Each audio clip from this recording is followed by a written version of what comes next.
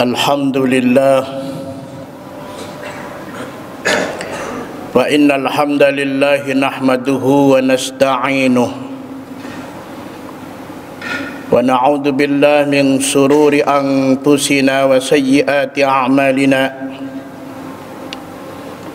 man yahdihillahu fala mudilla lahu wa man yudlilhu fala hadiyalah. أشهد أن لا إله إلا الله وحده لا شريك له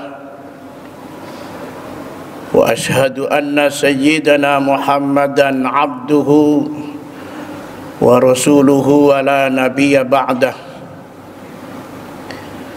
اللهم صل وسلم على هذا النبي الكريم وعلى آله وأصحابه أجمعين.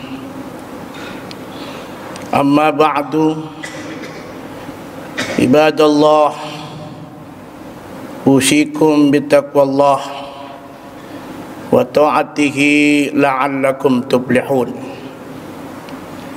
Qala Allah Ta'ala fil Qur'anil Karim, a'udzu billahi minasy syaithanir rajim. Bismillahirrahmanirrahim. Hadirin jamaah salat Jumat rahimakumullah, puji syukur senantiasa kita panjatkan kepada Allah Subhanahu wa taala atas segala kenikmatan-kenikmatan yang Allah berikan kepada kita, baik kenikmatan yang kita minta maupun kenikmatan yang tidak pernah kita minta. Tapi tentu Allah sangat paham setiap kebutuhan-kebutuhan makhluknya. Di antara kenikmatan-kenikmatan yang Allah berikan kepada kita, terutama bangsa kita, bangsa Indonesia, adalah kenikmatan dalam bentuk kemerdekaan Republik Indonesia yang kita cintai, yang pada saat ini sudah berusia 77 tahun. Kemerdekaan Republik Indonesia bukan hadiah dari Belanda, bukan donasi dari Jepang, tapi kemerdekaan Republik Indonesia adalah rahmat dari Allah, hadiah kenikmatan dari Allah. Setelah kita bangsa Indonesia saat itu berupaya sekuat tenaga melawan segala bentuk penjajahan, yang tentu penjajahan identik dengan kezaliman, karena Allah tidak pernah mengajarkan kita bermusuhan kepada sesama umat manusia, dari bangsa manapun, suku apapun. Sudah menjadi sunat Allah, diciptakan oleh Allah untuk saling mengenal, saling berinteraksi dengan baik, berhubungan dengan baik. Tetapi Allah mengajarkan kepada kita, jangan pernah diam dengan segala bentuk kezaliman, segala hal-hal kemungkaran. Kita diperintahkan untuk bisa melawan. Setelah bertahun-tahun dijajah, kemudian bangsa ini memiliki kesadaran bahwa tidak ada alasan untuk diam dari segala kemungkaran yang dilakukan oleh para penjajah, segala kezaliman yang dilakukan oleh para penjajah. Saat itu bangkit melawan dengan kekuasaan yang dimiliki, alat perang yang sangat terbatas, tetapi Allah Subhanahu wa taala memberikan hadiah karena begitu semangatnya, terutama bangsa ini adalah dari kalangan umat Islam saat itu, yang dipelopori para ulama-ulama, para kiai, para santri, yang tidak boleh dihilangkan dari sejarah kemerdekaan Republik ini. Mereka berjuang mati-matian. Yang dilawan adalah kezaliman, yang dilawan adalah kemungkaran. Saat itu Allah menilai semangat perjuangan bangsa kita, dan Allah memberikan apresiasi hadiah dengan kemerdekaan. Inilah pangkal sejarah yang harus kita ingat selalu, bahwa kemerdekaan ini diraih karena perjuangan melawan kezaliman. Artinya umat Islam terutama tidak boleh diam dalam melihat fenomena kehidupan yang penuh dengan kezaliman. Tanpa ada gerakan untuk melawan kezaliman, kita tidak akan bisa merasakan kemerdekaan yang sebenarnya. Meskipun sudah 77 tahun kita merdeka, tapi kalau sepanjang dalam kehidupan ini masih bermunculan kezaliman, kemungkaran di mana-mana, apalagi catatan negeri ini saat ulang tahun ke-77 tahun, kita bisa melihat betapa negeri ini dalam keadaan darurat kebohongan, darurat kezaliman, darurat kemungkaran, darurat ketidakadilan. Ingat para jamaah sekalian, kita mesti sing-singkan lengan baju kita. Bagaimana sekuat tenaga kita, setiap kali melihat kemungkaran yang ada di hadapan kita, kita harus berani mencegah, karena itulah untuk meraih kemerdekaan. Kalau kedoliman, kemungkaran dibiarkan merajalela, sama halnya kita hidup bukan dalam kemerdekaan, tapi dalam penindasan. Allah Subhanahu wa taala memiliki skenario yang sangat luar biasa untuk memberi hadiah kepada umatnya yang senantiasa melawan segala bentuk kemungkaran dan kedoliman. Seperti halnya dicontohkan pada saat merebut kemerdekaan, karena upaya yang kuat melawan kedoliman, Allah berikan hadiah kemerdekaan untuk negeri ini. Hari ini cara kita mensyukuri nikmat Allah, tentu kita harus senantiasa merawat negeri ini agar negeri ini senantiasa dalam rahmat, berkah dan ampunan Allah Subhanahu wa taala. Jangan sampai negeri ini berangsur-angsur bukan mendapatkan rahmat Allah, tapi kemurkaan dari Allah Subhanahu wa taala. Cara merawat, tentu kita harus senantiasa mendekatkan diri kepada Allah Subhanahu wa taala. Tingkatkan semangat ibadah kita. Dekatkan diri kepada Allah, sehingga Allah akan senantiasa membimbing jalan hidup kita kepada jalan yang bisa menjaga kemerdekaan yang sudah kita raih ini. Allah Subhanahu wa taala mengingatkan kepada kita, jangan pernah kita melakukan kedoliman, apalagi kedoliman itu kita lakukan kepada para alim ulama, kedoliman kita lakukan kepada para pejuang bangsa ini, penegak amar ma'ruf nahi mungkar. Semua itu tercatat dalam catatan Allah Subhanahu wa taala, dan pada akhirnya lambat laun skenario Allah akan dibuka di hadapan kita.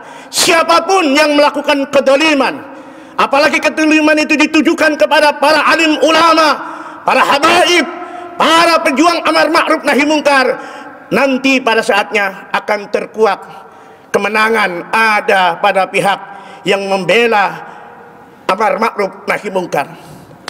Allah Subhanahu wa taala memberikan skenario yang begitu indah. Bahkan Allah Subhanahu wa taala menjanjikan kepada kita Man adali waliyan faqad adantuhu bil harbi. Dalam hadis qudsi Allah berfirman, siapa saja hambaku yang menyakiti kekasihku, mendolimi kekasihku, para wali-wali Allah, para ulama, para penegak amar ma'ruf nahi munkar disakiti, Allah lihat, Allah catat siapa saja mereka yang menyakiti kekasihku, faqad adantuhu bil harbi, aku nyatakan perang kepada mereka. Artinya mereka orang-orang dolim yang semaunya melakukan kedoliman dengan segala macam bentuk kedoliman. Dia tidak sadar bahwa mereka sesungguhnya sedang berperang menghadapi Allah Subhanahu wa ta'ala. Allah akan balas semuanya, tapi tentu balasan Allah begitu indah skenario balasannya. Maka jangan sama sekali jangan sampai dalam hidup ini kita memiliki sifat yang dolim. Jangankan kepada orang lain, kepada diri sendiri saja agama melarang, karena itu semua bentuk kedoliman akan membawa malapetaka, baik kedoliman itu untuk dirinya apalagi kepada orang lain.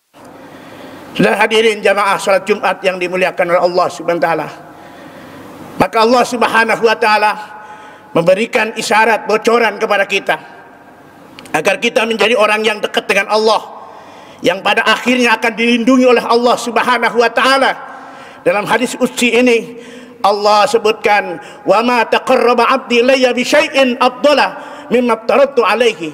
Tidak ada amalan yang lebih utama apabila hambaku ingin dekat denganku dan mendapatkan perlindungan dariku, menjadi kekasihku, kecuali dia lakukan amalan-amalan wajib yang telah ditentukan oleh Allah Subhanahu wa ta'ala.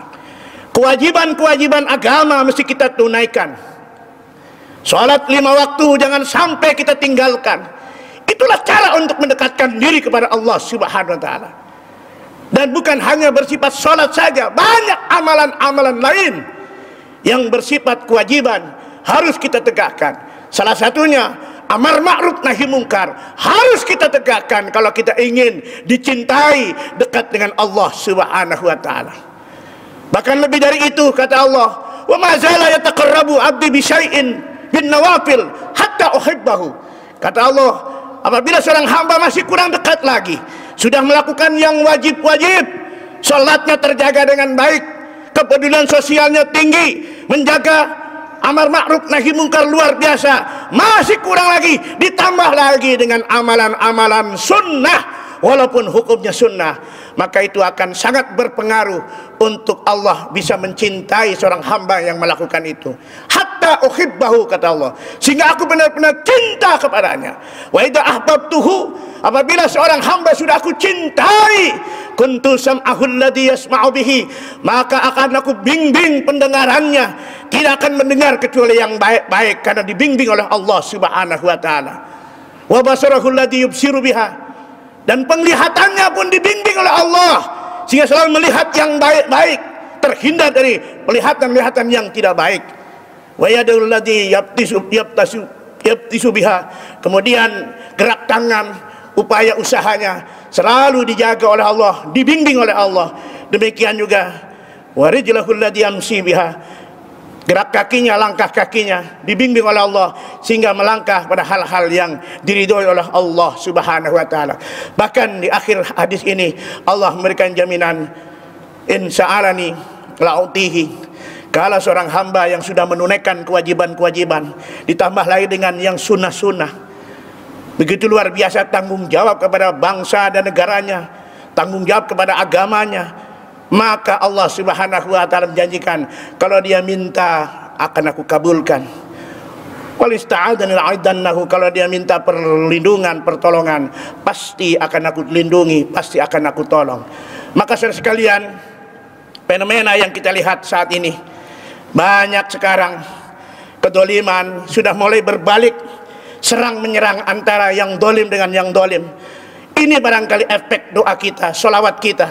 Wa askirid dhalimin bid dhalimin, minta kepada Allah agar orang dolim sibuk melakukan kedoliman sesama mereka, berperang sesama mereka, carut marut sesama mereka, Dan kita minta kepada Allah agar dikeluarkan dari kelompok itu kita dalam keadaan selamat. Kita tidak terbawa oleh arus kedoliman-kedoliman yang ada. Itulah selawat yang sering kita baca. Allahumma salli ala Muhammadin wa askilid dhalimin bidh-dhalimin wa akhrijna min bainihim salimin.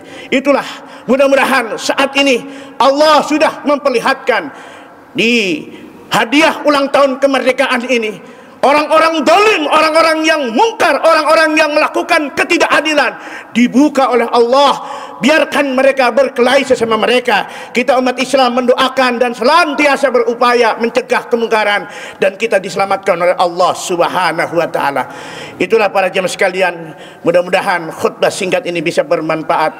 Inna ahsanal kalam kalamullahil malikil mannan wa biqaulihi yahtadil muhtadun. A'udzu billahi minasyaitonir rajim. Bismillahirrahmanirrahim. Wal 'asri innal insana lafi khusrin illa alladziina amanu wa 'amilus shalihat wa tawasaw bil haqqi wa tawasaw bis sabr. Barakallahu li wa lakum fil Qur'anil 'azim wa nafa'ani wa iyyakum bima fihi minal ayati wa dzikril hakim wa taqabbal minni wa minkum tilawatahu innahu huwal ghafurur rahim. Allahumma shalli ala